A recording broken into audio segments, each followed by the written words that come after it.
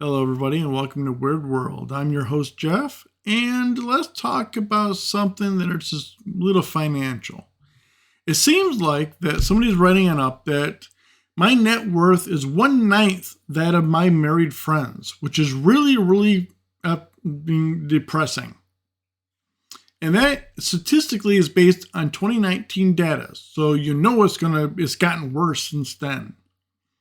All right, here we are in Soviet about the bride and groom, and why is she on a lot more money than he is?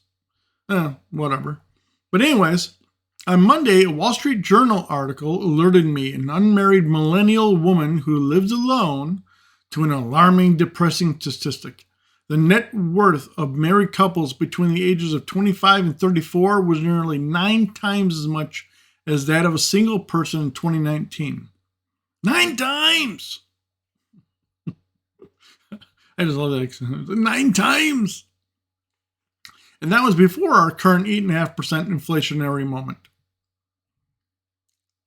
As the story's author, Julia Carpenter, who called the millennials and money stories, she reports the frowny face beat, tweeted, more single people are facing big financial challenges, inflation, high housing prices, the possible fallout of a recession, completely on their own.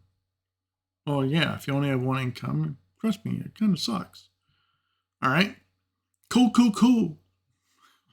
Who writes that? Cool. You actually put in not exactly what I spiral about.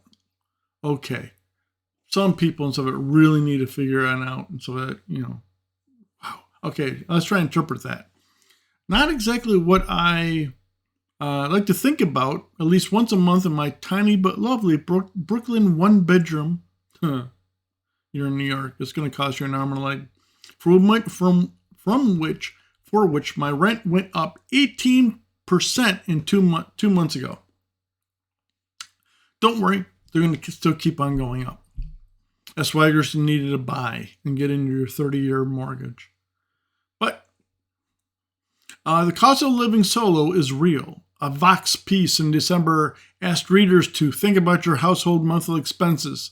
There are big ticket items, your rent or mortgage, your health care, maybe a student loan. Then there's the smaller stuff, the utility bills, the internet, you pay for food, and household items like toilet paper. Let's not talk about toilet paper.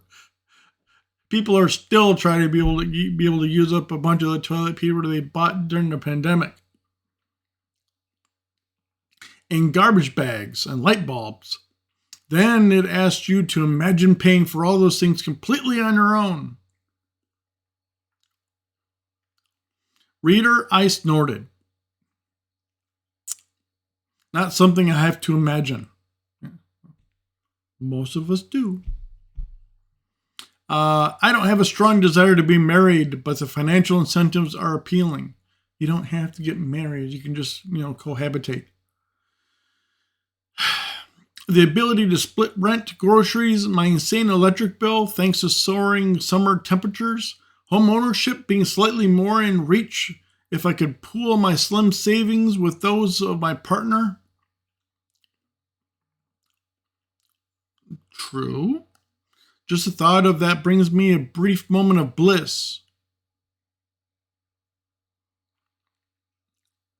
The kind of bliss that I imagine people with trust funds or people who say, "Nah, I got this," after every round of drinks regularly experience. I am privileged compared to many other Americans, but the net worth statistic, which told my colleagues, made me want to throw up. In the Wall Street Journal, had me so nauseated because it's clear. God, we got another Karen. At least sounds like it. So nauseated because it's a clear numerical distillation, of the bleak financial future many of my peers and I are facing. In 2010, married couples' net worths were only 4 times those of their single peers. Not all of them. Last week, Defector's Kelly McKinney wrote a thoughtful article about how Sydney Sweeney, one of the most in-demand young actors in Hollywood, Sydney Sweeney, and an unmarried single woman, I might add, can't take 6 months off to have a hypothetical child because she doesn't have family money to pay her mortgage and her living expenses. Huh? This is in large part due to the way the film and TV industry has changed with the rise of streaming. Okay. The issue is not that people of the world value television less than they did in the 1990s, McKinney wrote. The reality is that the people with the most money have devised at every turn new and more bulletproof ways for them to make and keep more money, and for people who make things to make less. Huh? I have no idea what this person is talking about. This is the eternal story of labor and management. It just has hot people in it.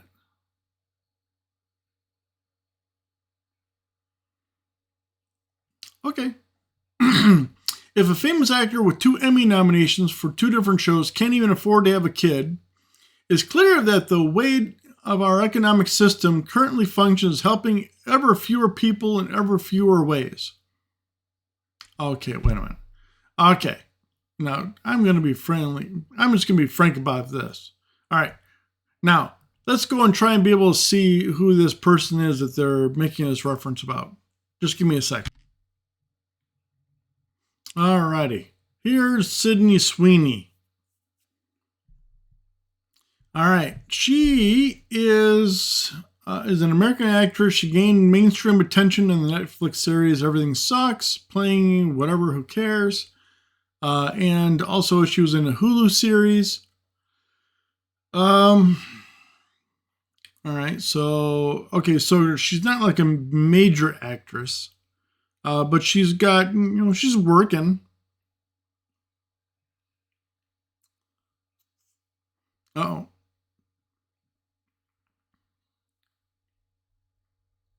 Well, okay, so basically, so it's this woman that is the person who wrote this is talking about. And then it's how depressing it is for somebody in that to not be able to afford to take the time off in order to have a kid. Yeah, I'm sure she's living underneath her means.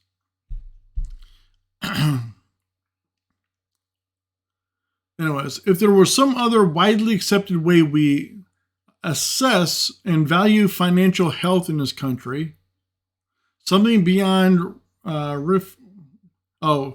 basically just having home ownership, which is the number one way, real estate. If the chickens of it was to take a bunch of her money she's making and invest it in real estate, she'd make a lot more money. Which feels firmly out of my reach and also honestly sounds kind of exhausting. You know how many women I've actually heard say that they don't understand how people can be able to get into real estate and whatever because how exhausting and just everything and stuff that there is about that, so they just don't even bother to try. I was like, okay, whatever. I might get less anxious and resentful at seeing the gulf between the net worths of my married peers and myself. No, but to have what I want in life, yeah, what do you want in life? And what are you willing to sacrifice to get it? A home I feel comfortable and safe in. That's a very big hugongo. Any number of things involved in that. Meals I enjoy. Enough downtime to not get angry at myself when I waste a weekend afternoon watching TikToks. I have to acquire wealth, like everybody else. Being unmarried apparently makes that a hell of a lot harder.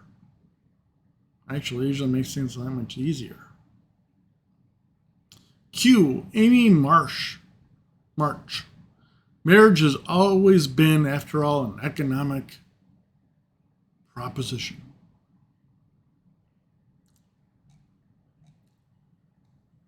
I just feel like there's a woman so that needs to be able to, figure it out a little bit better. Decide what she wants to do. I guess. But all right, everybody, and Svet, that's it for this one. Like and share, and be sure to be able to comment. Let me know what you think. Until next time, you guys have a great one. Bye-bye.